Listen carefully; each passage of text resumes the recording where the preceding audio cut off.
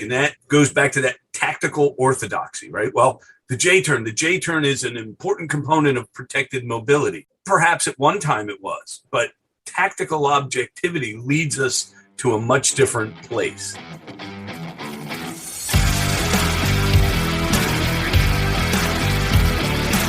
Welcome to the Circuit Magazine, the #1 source of information on protection matters, the industry-leading magazine for all security professionals who want to stay ahead of the game.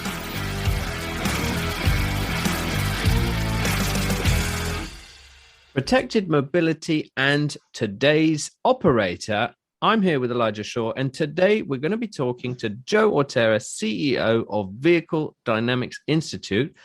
It's going to be fun, this, isn't it, Elijah? Yeah, for sure. You know, in the big scheme of things, Joe is he's like a superhero to me. So if it was like on the Avengers, Joe would be like Doctor Strange. He's like calm and collected, and maybe you underestimate him, but he can work his magic. That makes sense? Yeah, in a multiverse of ways. No, and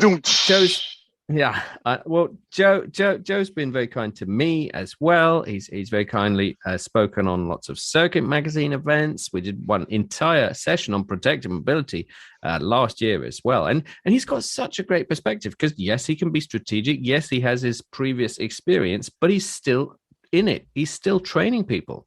Absolutely. And to that point, which is one of the things I want to talk about today, is that he keeps it contemporary, keeps it fresh, but the fundamentals are always there.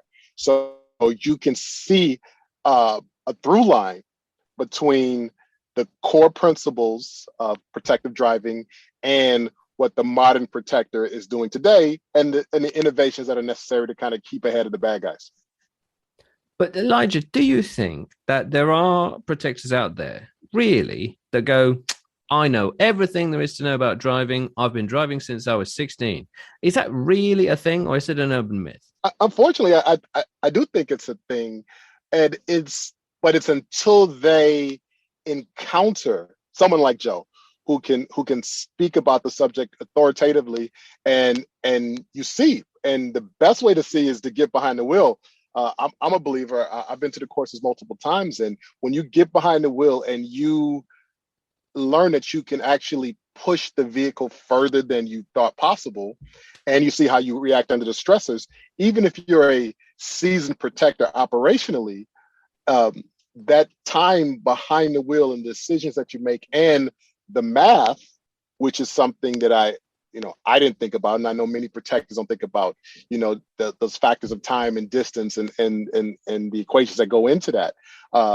These are things that are really important to us. And it might not be in some instances as glamorous or as sexy, or if we've got limited resources, this is something I want to talk about. If we've got limited resources, you might think, oh, well, I can spend my dollars elsewhere to get more bang for my buck for the buck.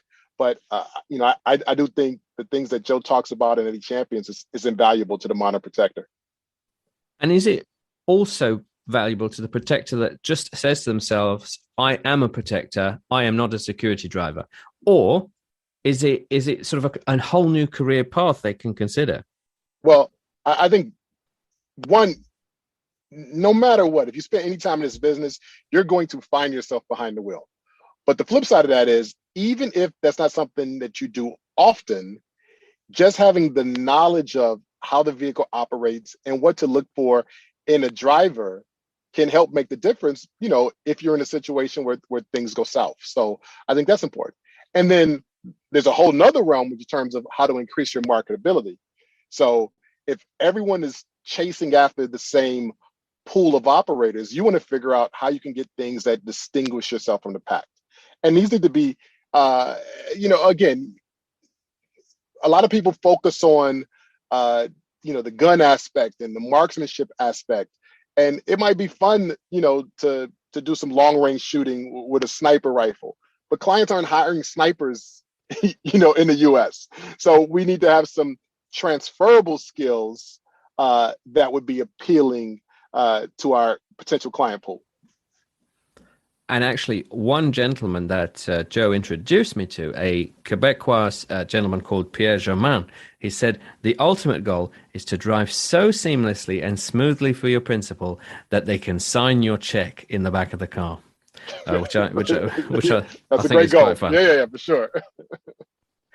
Well, let's try that. Let's meet Joe again. Let's welcome him into the fold of the Circuit Magazine podcast, and let's discuss protected mobility and you as a protector today.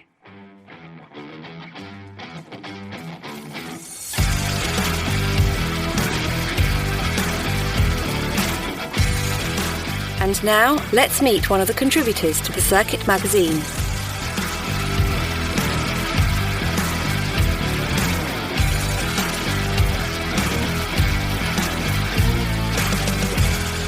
Protected mobility and today's protector. I'm here with the one and only Joe Autera, CEO of Vehicle Dynamics Institute. It's a great pleasure to have you on. We've seen you on many different sessions, and it's wonderful to go one-on-one with you. How are you doing?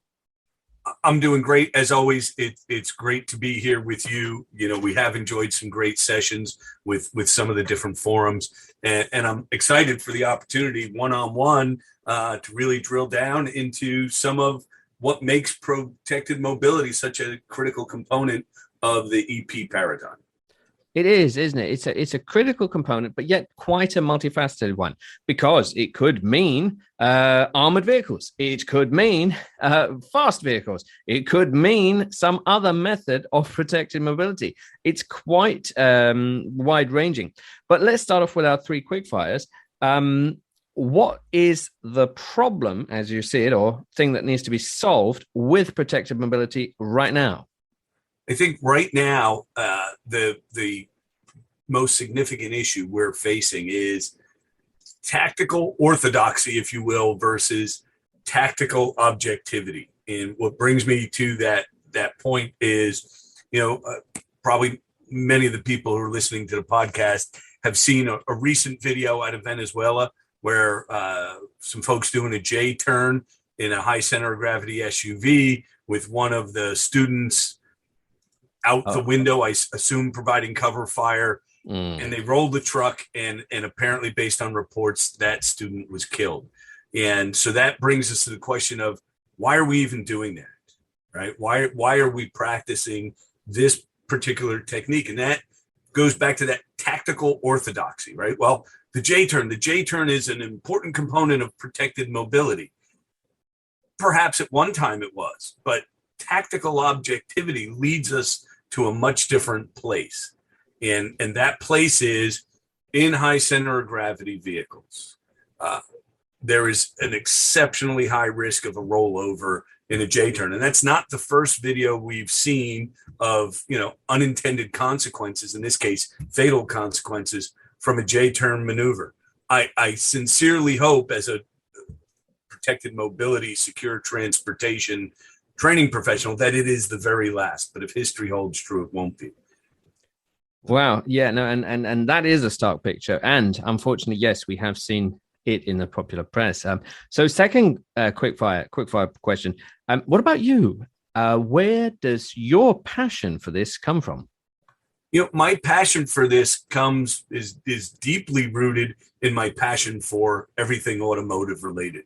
At a very young age, I was exposed to working on race cars and continued down that path, and had the opportunity to work as a member of both a Porsche factory supported and a Mazda factory supported road race team doing fabrication and chassis setup work.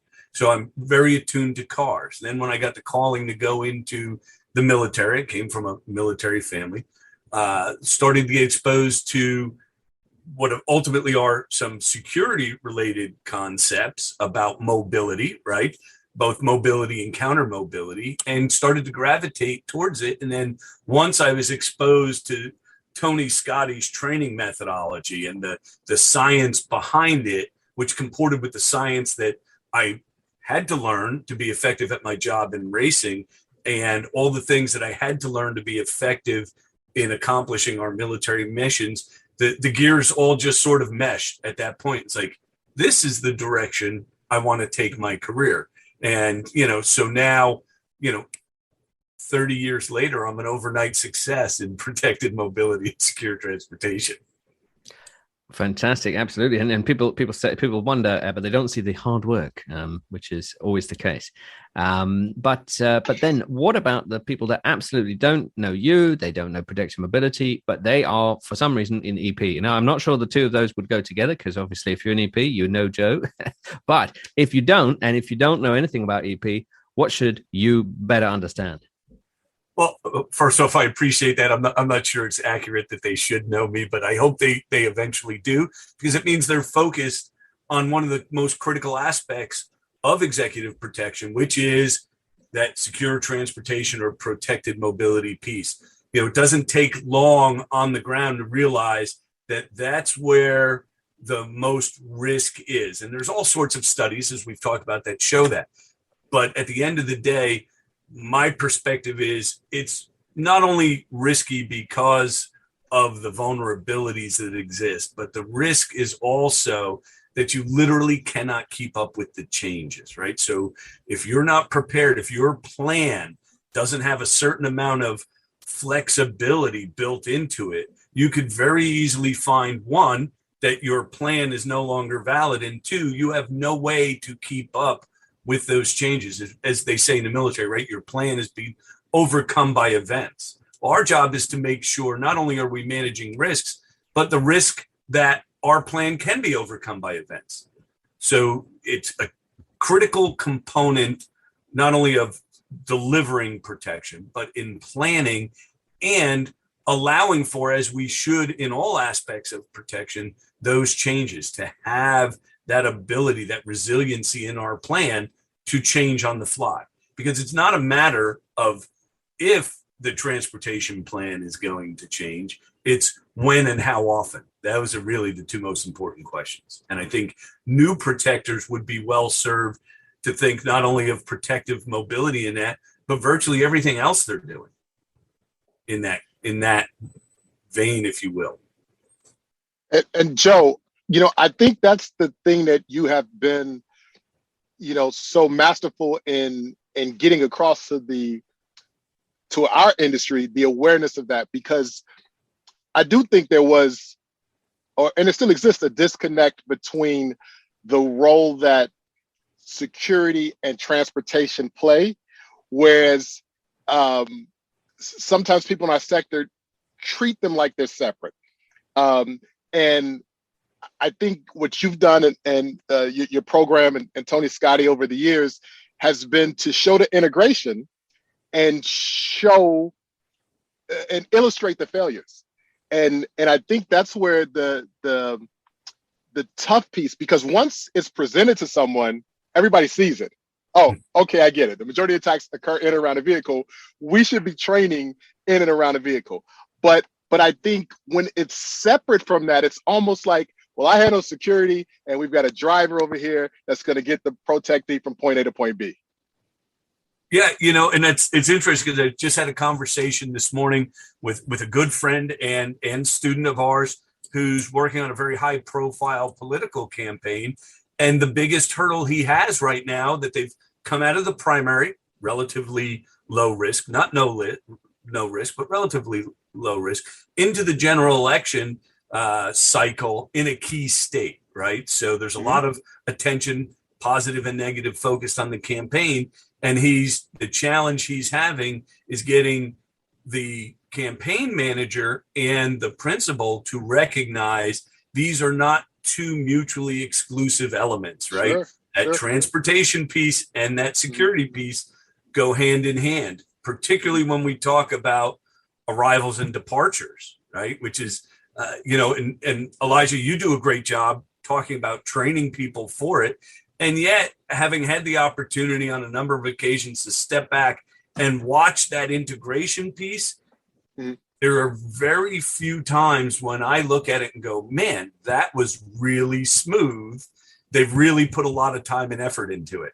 Now, I'm not saying that all the other opportunities to look at these folks, I'm going, my God, that was horrible. How did your principal even come to hire you? it's Sure. just when you look at it done well, that integration piece, it is so smooth, it's so seamless. It really gets your attention because Right. even today, after Tony and I talking about it, you talking about it, a lot of folks out there talking about it, it's still the piece I think that challenges a lot of practitioners. And some of that may be because of those outside influences, the tour manager, the event manager, the public relations manager, all these people have their fingers in the pie, so to speak. And so I think for protectors, it's important to understand how do we communicate the value of what we do in a context that those people understand. Right. Oh, and I agree because the original thing I stated kind of posed it and put it in the security practitioner, but it is articulating it to a lot of these decision managers, and obviously one of the leading factors for those guys is the budget.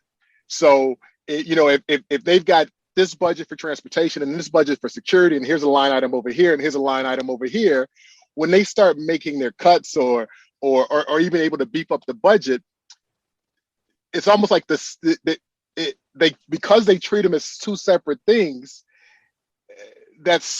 we end up treating them as two separate things. Different things, right? Yeah. Reflection of their thought process. Exactly. Yeah. So if the client tells me, well, we've only got 8 cars, a lot of times we go, okay, well, we're going to make do with those 8 cars. However, if the client told me I went from a 10-man team to a 6-man team, I'd give them more pushback. Right. Because you accept one because it's come down from on high, and the other Sure. You're like, well, wait a second, now you're in my domain. Right. Stay in your lane, I'll stay in mine. So, and sometimes it takes creative solutions to get over that because, as you said, budget, right? The bottom line is always the bottom line. One of our corporate clients, they've got some embedded folks from a contractor that everybody on this podcast knows very well. And so this particular corporate client, as their need and demand for executive protection has increased, one of the hurdles they're facing is the personal assistants or administrative assistants to the covered executives are so used to going with just a black car service. Sure. So when the I don't even want to say philosophy. So when the perspective changed within the corporate culture about executive protection, they said, yes, we're going to use secure transportation all of the time. Mm-hmm. It decimated the ground transportation budget that the C-suite had already set up. So it took some creative thinking and, hey, look, let's account for these trips through that budget at what you would normally spend on the black car service. Mm-hmm. The differentiator, right, that cost above and beyond that will be paid out of the security budget. So it just took a little bit of creative thinking to get over that hurdle. And Joe, if I can jump in, I think that's a wonderful point that's worth reiterating because, I spent a lot of time in the music sector. And what happens is that, these record companies and these touring promoters will have a transportation budget. And so that budget might get passed on to the client, or it might exist separately, but it's the ability to tap into that budget allows us to have more control over the resource itself. So if you explain that to the client, like, I don't need an extra $3,000. What I need is the ability to have a conversation with whoever controls that piece of the budget and show you that, as opposed to just having the black car service sit in front of the hotel for 12 hours, allow us to just tap that resource. And I'll make sure if we need to get out of here or you need to make a trip to the store, there's a car here for you. There you go. That's a great approach, right? It solves everybody's problem. And those win-win-wins are hard to come by, and you have to look for them. And I think, and you were spot on. You said, look, I've got to go to that person. Yeah, we can't expect everybody we come in contact with to think the same way we do or have the same priorities. But if we can recognize where the differences are and what their priorities are, and you hit the nail on the head. I want to make sure there's a car there in case somebody has to move. Okay, if that's your concern, Right. Let me work on that. And that's that communication piece also that practitioners writ large, really, especially newcomers, really need to work on, whether it's internal communication with the team or as you move up in your career. And look, we all know that somewhere out there is the next Elijah Shaw, right? Probably a way off, knowing how much time and effort and how many things you've learned over the years. They're probably He's breathing down my neck right now. I know. but we should be making sure that when they are in that position, they're bringing with them all of the lessons that folks like yourself and I fell, and we've all learned the hardest possible way. And one of those is that communication is key, right? Sure. Yeah. It might not be as sexy, but I do think it should be one of the fundamentals. Absolutely. Because how I talk to the event security manager about where I can bring my cars in is different how I'm going to talk to the PA about why we need to use secure transportation. Sure. Maybe even be different than how we talk about it to the principal, who's simply worried about making sure that this next show is the best possible show they can deliver, or the next speech is the most impactful they can deliver. We still have to communicate because we need their advocacy. Absolutely. Yeah. And we have to learn how to do that and communicate differently, the same message differently to whoever is the receiver. Because if not, the worst thing, when you don't communicate is you get that message from the client's assistant, go, here's the driver, here's the number. Yeah. Yes. Yeah. Like, whoa. Okay. Yeah. At least you knew the number plate. And how did we find it? What was that number? No, at least you knew the number plate. That's handy. Otherwise, you get in the wrong car. Well, I don't think we've ever had a student which we asked this question answer no, and that's, has anybody ever mistakenly gotten into your vehicle? And when you ask the question, the response ranges from laughter and, well, of course, right, I'm a professional driver and I've been doing this more than 12 minutes, to let me list the times. Yeah. That would be my answer. I can give you a laundry list of these going back. So how many times? What city are we in? No, but don't forget, we had James Atigba talking about Davos because he's based in Switzerland, and said every car is the same. Every car is the same. Cheers. Yeah. I mean, you go to a red carpet event, the Grammys, the Oscars, any of those, it's the sea of black SUVs. So if you don't have a plan, it's very easy to get mixed up. And some of the things, some of our students have been really creative. Back in the day, I almost hate that phrase, but now that I have a lot of gray hair, it kind of resonates, right? So back in that day, and it was a long, hard day, right, where I got all that gray hair, we would take a colored 3x5 card and put it on the dashboard or inside the window on the passenger side of the vehicle. Mm-hmm. Now, some of our clients, they've got multiple magnetic strips. Oh, sure. Yeah. Right. Yeah. And they're just throwing them literally over the door.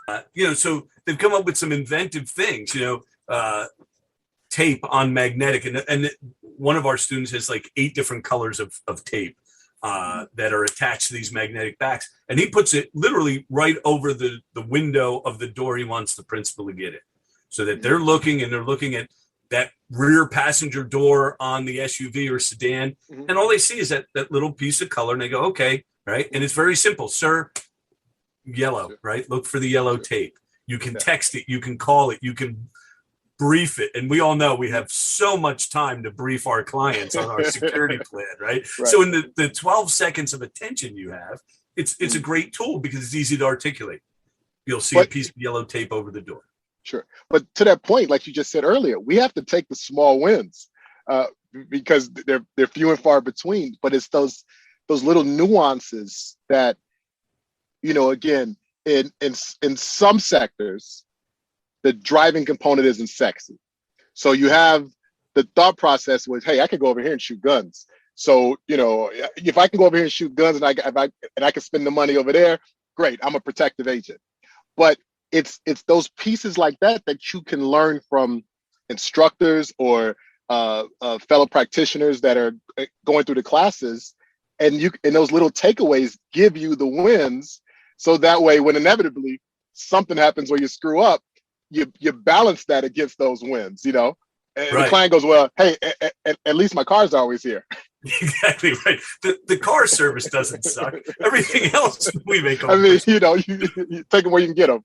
But you know, and Mark James has a great perspective similar to that, right? And it's, you know, why, Mark, if you don't typically drive, why do you go to a driving school? And it's simple. When he is, not if, but when he's in that circumstance where he doesn't have the trained driver, at least one is he can do a snapshot assessment of the driver to see, you know, ask a few questions, see what knowledge base they have, or provide them certain information. Say, hey, I am going to need you to do this, Mr. or Mrs. Untrained Driver. I need you to do this, this, and this, right? Yep. So there is value, even if you don't think you're going to find yourself behind the wheel, in understanding what we want our drivers to know, what we need them to be capable of. And of course, if they're not, then what pressure does that apply to me? Is that person in the right front seat? Right. No, I agree. And I think, well, obviously, we both sing Mark's praises, but I think it particularly becomes the case for us as protectors that work overseas, that go international, where maybe you're going to be using outside drivers, and they could be security trained drivers, but you might not be aware of their capabilities. So being able to have some type of baseline and know what you're talking about, you know, and like you said, sometimes we don't have the time to do, you know, a 3-4 day brief with somebody, but at least be able to sit down with this driver prior to bringing the pro tech team, put them in the vehicle, and see the knowledge that they have of the vehicle and the vehicle's capability. So we have to have some type of baseline for that. Right. And even, you know, overseas, defining what is a security driver. The late Tom Taylor, right. Great guy, great storyteller, good friend. Wonderful guy. I miss him dearly.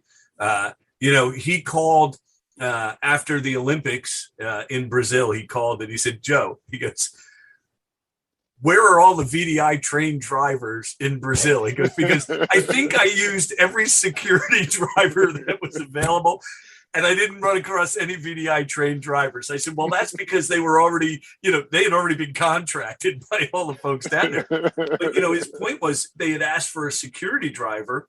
Mm-hmm. And so obviously there were some concerns with a particular driver.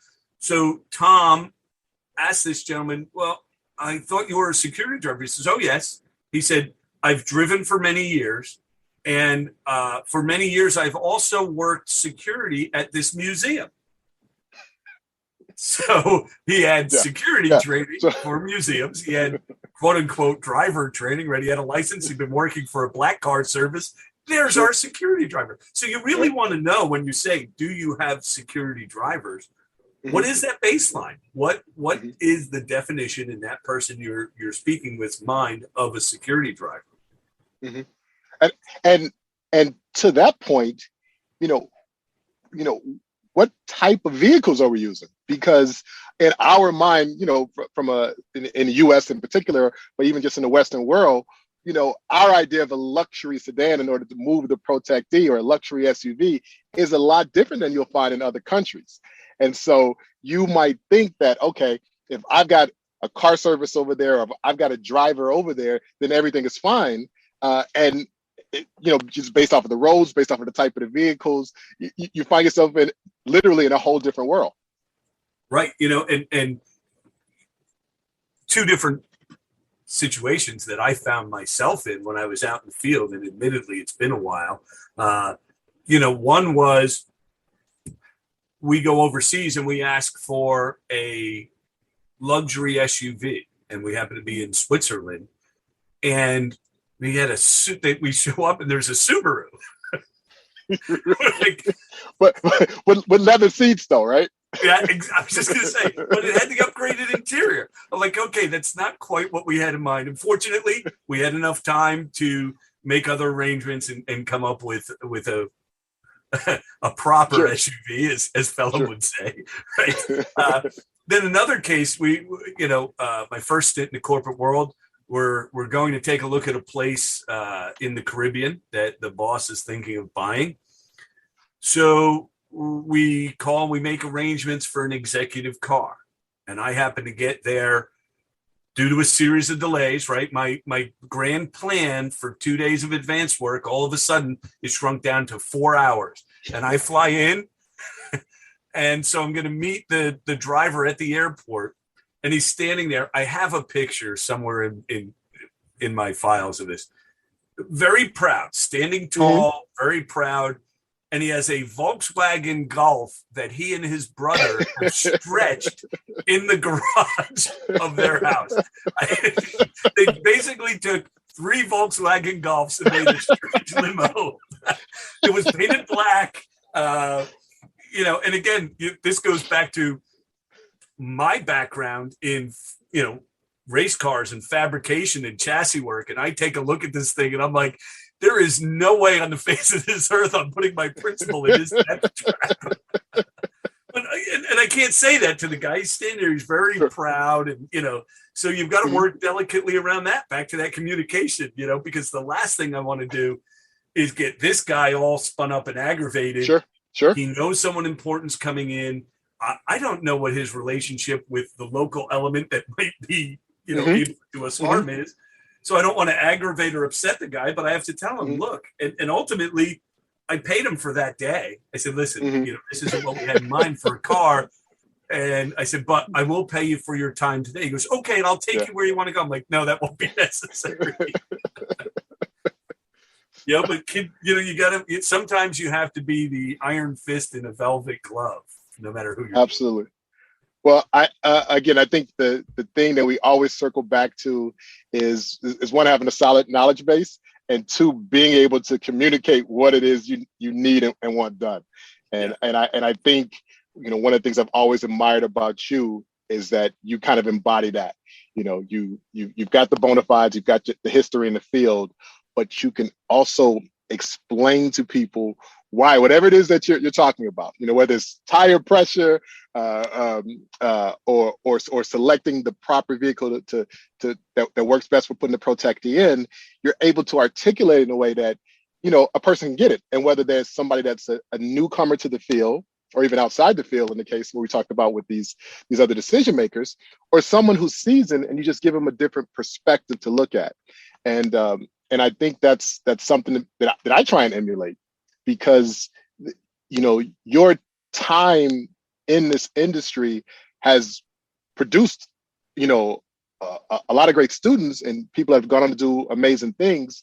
But those foundational, those core principles is something that the layperson can learn from, because you do programs just for student drivers. Am I right with this? Yeah. Oh, yeah. Our accident avoidance programs are some of the most popular. It's, it's funny. They were geared for young drivers, but when young drivers come through, typically we see the parent that accompanied them in the next class, or we'll have classes. We have an accident avoidance coming up in a couple of months. It's already full, and it's all the spouses and children of students of ours, which, that's very humbling that you would trust us to train them. But the other is the fact that, these people see this and they go, yeah, you know what?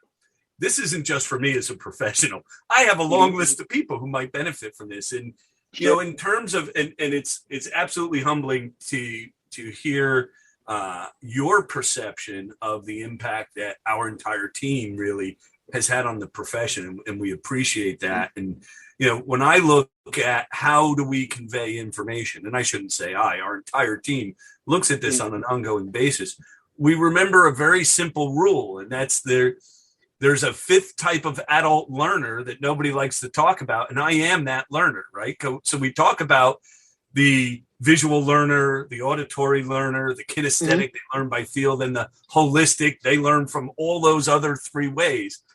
I'm that one nobody wants to talk about. I am the impact learner. You have to hit me in the head with the book for it to sink in. So that's the perspective I teach from. well, I hadn't heard you say this before, but you described me. Like, this is me, right? The common thread, right? We're impact learners. Yeah. I always say, if it takes somebody 3 times to learn a thing, it'll take me 6 times, but I'll get it. It'll just take a little longer. You just gotta have some patience. I'm getting there Yeah, already. exactly. Let me go at my own pace. Once I got it, I'm good. Right. Now it's never coming out, right? I've got it locked in. It just takes a little bit longer to get there. I feel your pain, my friend. Meanwhile, Phelim's going, I get this stuff down at the drop of a hat. No, I don't. No, but on that, well, let's relate it back to our audience, because as you said, people learn different ways. A lot of people, there's much made of getting paperwork done before you go and get hands-on driving. I'm not going to say who's been talking about that, but you know that's kind of a big thing at the moment, right? Online learning versus in-person learning and so on. So what advice do you have for an EP professional coming to a driving course? How do they prepare? What makes them a good student? I can tell you the one thing that makes them a good student is be open-minded, right? Because you're going to see things potentially differently. You're going to hear things differently. And you have to be the filter, right? It comes back again to our original point that tactical orthodoxy versus, this tactical objectivity. But when you go to training, open your mind, see what they're teaching, and does it comport with what you recognize as being critical or vital, right? And then how do you assimilate that into the other things you do? Now the challenge becomes with the new student, right? The first time they train in something, it's the best training they ever had in that tactic, technique, or subject. And I'm not arguing that. Sure, it is, but you don't have the frame of reference. So as you build that frame of reference, I think objectivity becomes even more important, right? The second thing, though, right? So come in with an open mind and be engaged. Elijah, you've seen our program. Phelim, one of these days is going to take me up on my invite to come. Which would be amazing. I have to be there for that one.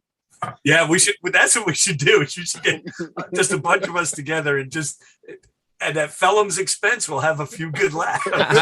How good's your insurance? I mean, do I have to... Oh, it's very good. We've had Elijah there. It's very good. Yeah. So they survived with me, so we're okay.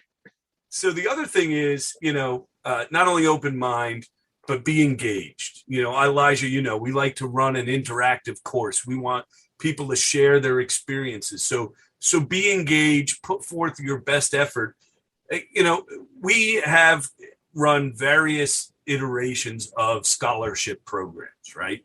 And one of the things that one of the challenges we've had in dealing with scholarship winners is getting them to understand when they're at that training course, they shouldn't be marketing themselves, right? First off, the other students likely aren't decision makers per se. Some of them might be, or may be able to influence a decision. But if you want to impress somebody who's been in the profession a while, which most of our students have, right? Most of our students have more than 15 years of experience, right? They're onto their second career, but certainly not all, and those dynamics are changing a bit. But if you want to impress those folks, drive well, learn, show improvement. And then someday you may get a phone call where I go, hey, remember Jane or John that you were in the course with? They reached out. They want your contact information. They were impressed by you. Versus the person who comes in with a stack of resumes and wants to hand them to everybody. In a training course, that's not necessarily the environment for that. Now, maybe afterwards, over some dinner or beer, that's fine. But come in, engage, prepared to train. That will impress somebody who's been in the profession quite a while, right? That will impress them more than your resume. And that's based on my experience. Love it. And then I guess maybe a way to sort of wrap it up. And I know that, at least, a lot of our listeners sort of like this feature. If we then say, Joe, what have we learned? Like we've learned about training. We've learned about being a good student. And, we've learned about the world of protected mobility. But what would takeaways be from this session? I think it depends on where you are at in your career progression.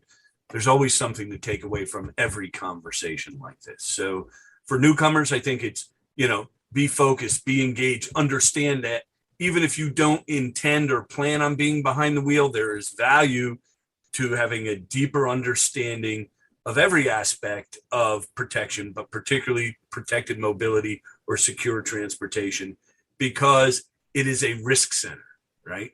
For the more experienced or knowledgeable, I think one of the things you take away is, the world that we operate in and the vehicles that we operate within that world are changing. So our perspective on secure transportation should evolve and mature based on those influences, right? And again, that comes back to training. And the question is, your training provider and their training keeping up with this evolution?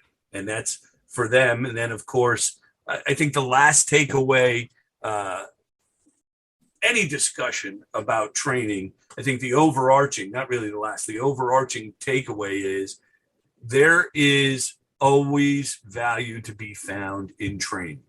Even if some of what you're learning doesn't comport with what you've already learned or what you've applied, there will be things in training, no matter who's delivering it or providing it, that will be valuable to you. Maybe not today, maybe not tomorrow, but they will be. So train, take every opportunity to train.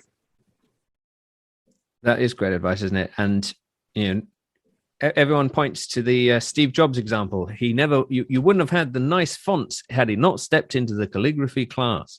Or is that just a thing that I... Well, I hadn't heard that about Steve Jobs, but Phelim, if that's what you're going with, I'm behind you 100%. There you go. Maybe I watched too many motivational YouTube videos. But this is good, and I really appreciate this because lots of other topics we could go down. We could go down electric versus non-electric. We could go down automated speed, monitors and blockers. We could go down some of the more emerging technologies, but that I think is for a different podcast. This is protecting mobility. This is driving skills. This is, getting EP professionals up to speed beyond where they, are at the moment. So I really like it. And I've got something I want Joe to touch on because, he's constantly introducing and innovating the program. And, he mentioned that early on when he said that, we have to evolve. And I think a lot of times programs do get stuck. They might have a core principle philosophy, which works, but they also have to evolve with the time. And when we talk about the vehicle and technology and just all of the challenges and the new systems that come in, that's one thing. But also us as protectors, our industry develops and the craft, and we can kind of perfect that. And I know, you've recently introduced something that you've been working on, which is this vehicle-centric defensive tactics, which is working or dealing with incidences that happen in and around a vehicle. Can you touch on that a little bit for me? Sure. And it really goes to the core of what you mentioned about the technology. And we're rolling it out now to our professional protectors, our private sector students. It's a program that in reality, we've been teaching and evolving with one of our partners, Baker Tactical Training and Design, for 12 years. But we're presenting it to those that were primarily operating in high-risk environments, military and government personnel, et cetera. But the demand has increased because technology is such now that the old adage that, hey, we're going to cover and evacuate to the car and we're just going to drive out of here may not be the reality today because of advanced driver assistance, ESC, pedestrian detection, et cetera, et cetera. That may not be an option in a number of scenarios.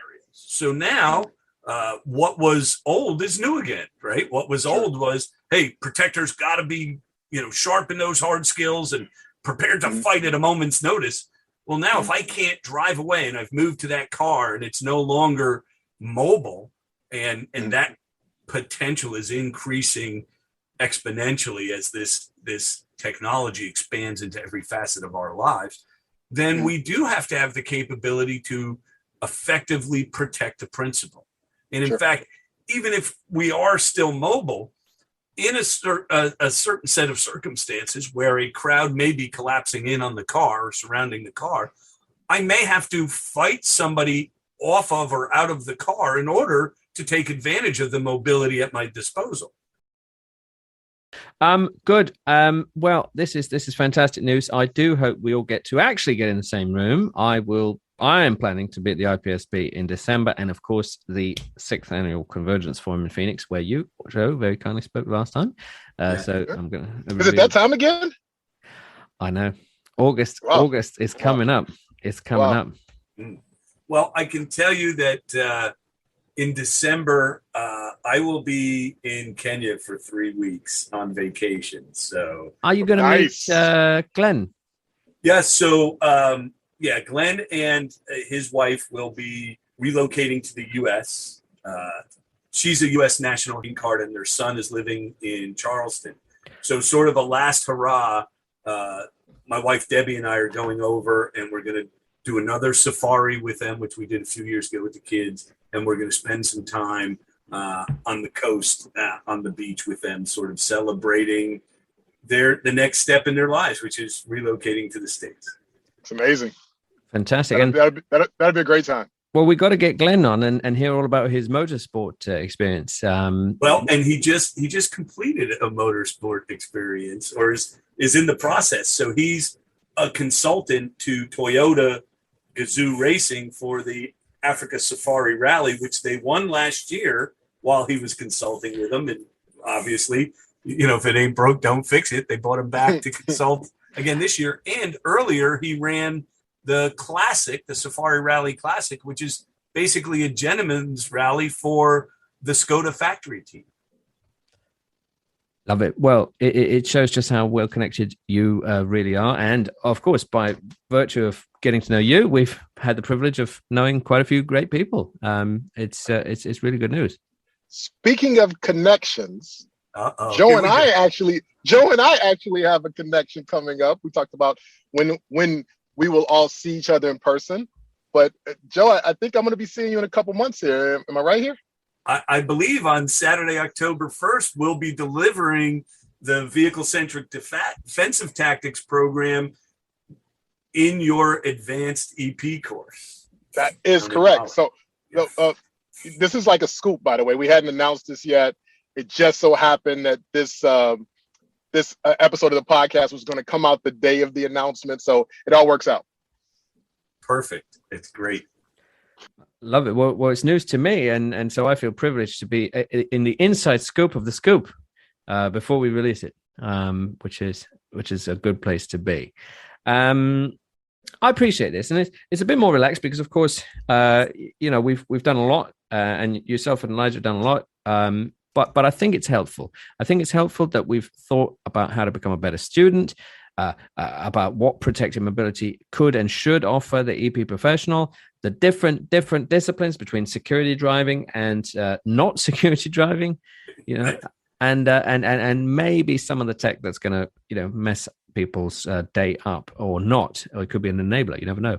But I am glad that we've moved on from the Ford F-150 heating everything up to 150 degrees Fahrenheit. I'm glad we moved on from that. I'm particularly grateful we've moved past that point, yes. But you don't want to switch that on by No. That'd be a tricky one. Right. Okay. So from Elijah and myself, it's been a pleasure having you on, Joe. This has been another fantastic edition of the Circuit Magazine podcast. Thank you, Phelim and Elijah. As always, it's a pleasure getting to commiserate with you guys, share some knowledge and experience, and take in some as well. It's always a great time, and looking forward already to the next time we can do it.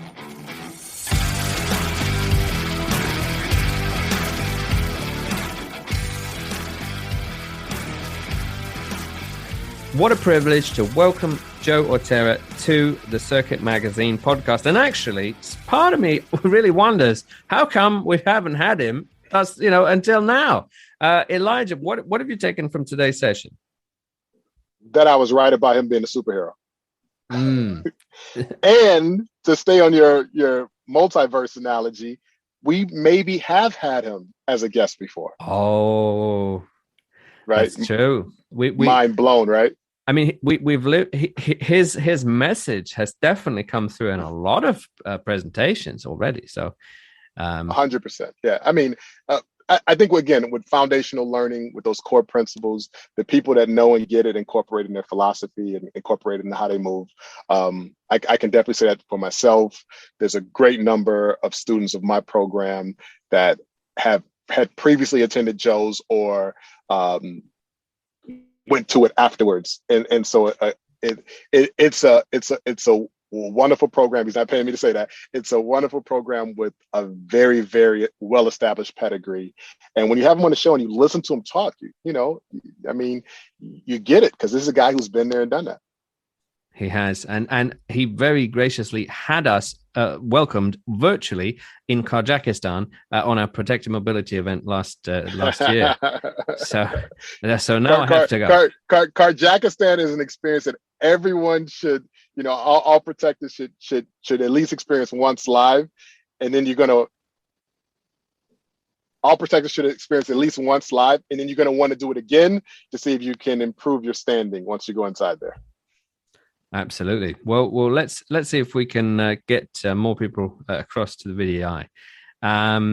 Well, what else have we got coming up? Because I've had an interesting time. A number of our protector friends tuned into a virtual event where I brought panelists to a boardroom in the middle of London. Then we went for a reception. That was a nice format. So thanks to our BBA members for joining us. What about for you, Elijah? Oh, well, me and Joe teased it, but we've got a little collaborative project coming on. Again, putting my money where my mouth is, I've got the advanced course, the Icon Advanced course, which is going to be in September and October. So the end of September, beginning of October, September 26th until October 5th. And on October 1st, I've got Joe coming down, and he's going to come down with Alan, and they're going to do their program, which I think is phenomenal. He touched on it here, which is vehicle-centric defensive tactics. And again, I think it's something that those of us that are operating in and around a vehicle, which is most protectors, would find very beneficial to their tool set. Wonderful. And where's that going to take place? And that's going to happen in Raleigh, North Carolina. Have you been to Raleigh yet? Nope. But I need to. Maybe we'll work on getting you out there as well. This might be the time we were talking about. Yeah, I mean, I'm in Phoenix and DC in August. It's not quite the same, I know, but we'll get you down there. This could be that Avengers get together that we were talking about. I don't know which character you'll be. I don't know. I dread to think. I want to be. I probably want to be Thor, but it's not going to happen, is it? I was thinking the Hulk, but let's go with Thor. There you go. Hulk or Thor. That's. I mean, that. If I can't be those, then I don't know who else. I feel like there's some Nordic roots somewhere in your tree. So there you go. Must be. See, there we are. But this is good. And hey, the magazine itself has just landed. So I've been busy reading that, even though of course we help put it together. It's always a pleasure to read it. Love the contributions. Same with me. Yeah. Because I look at it with a different eye. So once it comes out, I get to look at it and experience it. And there's something about the creation process, which is just trying to make sure we get everything right. But on the other end, being able to look at it, and I'm the same way with, I went to film school when I was in college, and that process is making the movie is different than when you sit in the theater with the popcorn in the hand. So, that finished article of the circuit, when they come out, I digest it like everybody else. Yeah, it is lovely to see that. And of course, our wonderful team that helps, to typeset it and get everything ready. Not least, of course, our editor, John. Shout out to the crew. And Sean. Well, yeah, fantastic. So do subscribe and grab your latest edition of the Circuit magazine if you have not already. Of course, we would love for you to subscribe to this podcast. There's a wide variety of platforms you can do that on, of course. But the main thing is that you join us and hopefully come with us on a journey as we explore and get the pages of the magazine to life, which is something I used to say as a bit of a catchphrase. But see, that's a catchphrase. It's just superhero catchphrase. It's I can't think who else has a superhero catchphrase. It's clobbering time. That was the thing. Same thing. This is you, bro. Yeah, bringing the pages of the Circuit magazine to life. Okay, we'll stop. Yo, guys, but I agree. Like, subscribe, share. Let everyone else know if you like the content that we have. We hope you like the content that we have. And then, let us know. Let's do it. Well, thanks very much. Lovely to have the one and only Joe Autera on today. Love the work of VDI and looking forward to your collaborative course in North Carolina, Elijah. So from Elijah and myself, this has been another fantastic edition of the Circuit Magazine podcast.